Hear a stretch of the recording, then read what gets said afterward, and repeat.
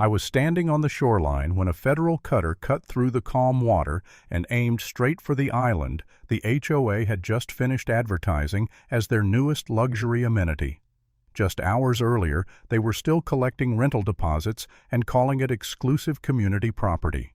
By the end of that morning, everything they built froze in place the moment uniformed officers stepped onto land that had never belonged to them. I didn't inherit the island with any ceremony.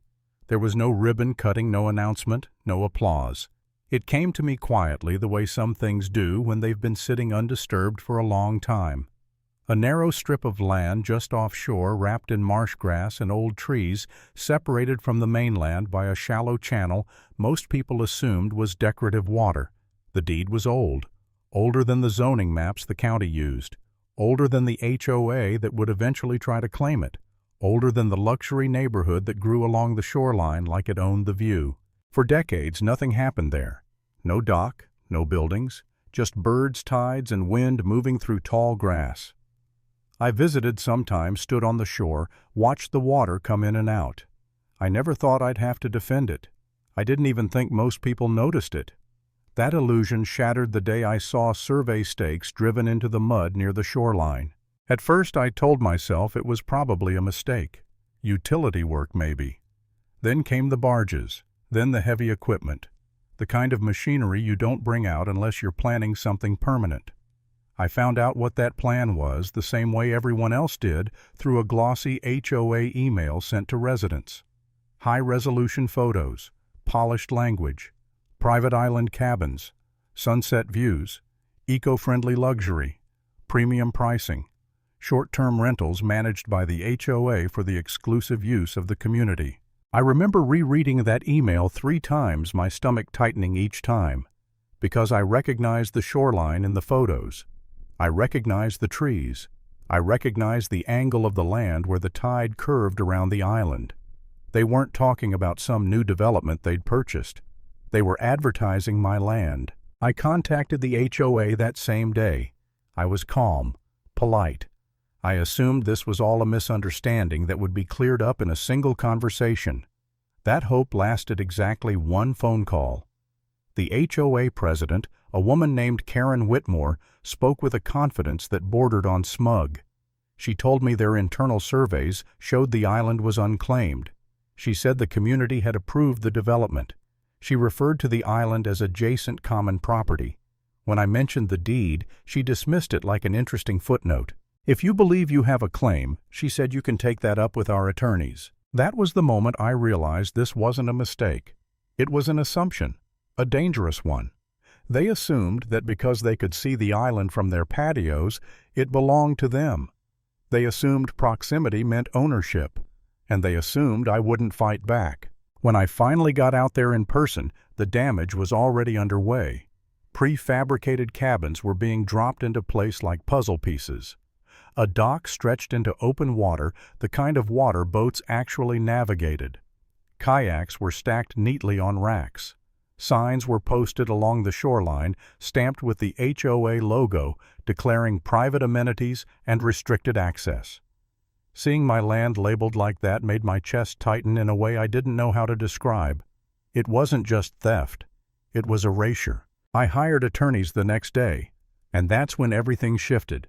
Because the first thing they asked wasn't about the HOA bylaws or the community vote. They asked about the water, about the tide, about the shoreline. They pulled charts, maps, federal records, and within hours they saw what the HOA had completely ignored. The island didn't just belong to me. It sat squarely within federally regulated maritime boundaries. The shoreline changed with the tide, which triggered overlapping jurisdictions. Any dock required federal approval. Any construction required environmental permits. Any commercial activity required oversight. The HOA had none of it. Not a single federal permit. Not one authorization. That should have been the end of it. A call. A cease and desist. But Karen and her board didn't stop. They doubled down. Rentals opened. Deposits were collected. Guests were booked. And for the first time since this started, I felt something close to doubt creeping in. There were nights I lay awake staring at the ceiling, asking myself if I was wrong, if I'd missed something. If the HOA really did have some loophole, some obscure authority I didn't understand. They had lawyers. They had money. They had an entire board speaking with one voice. I was just one person. There was a moment, more than one honestly, where I thought about walking away, letting it go, selling the land, accepting that fighting an HOA was like punching fog. That was the lowest point. Standing on the shore one evening, watching lights flicker on inside cabins that shouldn't exist, I felt small, powerless, like I was watching something I loved being carved up in real time. I remember thinking maybe this is just how it goes. Maybe entitlement always wins. Then my attorney called. "We don't need drama," he said. "We need enforcement." Instead of arguing with the HOA, we filed notices. With the Coast Guard, with environmental agencies, with federal maritime authorities. We didn't threaten, we documented. While the HOA kept marketing their luxury island experience, the paperwork moved quietly through the systems they'd ignored. Enforcement arrived faster than anyone expected. It was a calm morning, no wind, clear water. I was on the mainland when I saw the cutter approach, slicing through the channel like it knew exactly where it was going. Uniformed officers stepped onto the dock the HOA had just finished promoting as a premium feature. They didn't shout. They didn't argue. They measured pylons, checked GPS coordinates, reviewed construction logs. And with every step they took, the illusion the HOA had built started cracking. By afternoon, rental guests were being escorted off the island. The dock was closed. Cabins were posted with federal notices declaring the site under investigation. The HOA's marketing pages vanished overnight. Refund emails went out in waves. Panic spread through the board like a fire with no exits. The news picked it up immediately. Drone footage showed pristine cabins sitting empty, surrounded by patrol boats and enforcement tape. Investigators didn't stop at the shoreline. They moved inland. Financial records were subpoenaed, construction contracts examined, emails pulled. And what they found made it clear this wasn't ignorance. It was arrogance. Board members had been warned internally about federal oversight. They chose to proceed anyway, assuming fines would be cheaper than delays.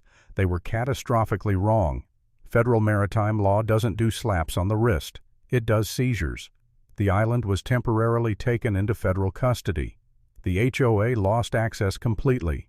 Cabins that had generated revenue days earlier now sat unusable, their value evaporating with every tide. Environmental agencies added their findings. Protected grasses disturbed. Nesting areas compromised. Improper waste systems installed too close to the waterline. Each violation carried its own penalty. Together they formed an avalanche. Residents were blindsided. Many had invested in the rentals trusting the board's assurances.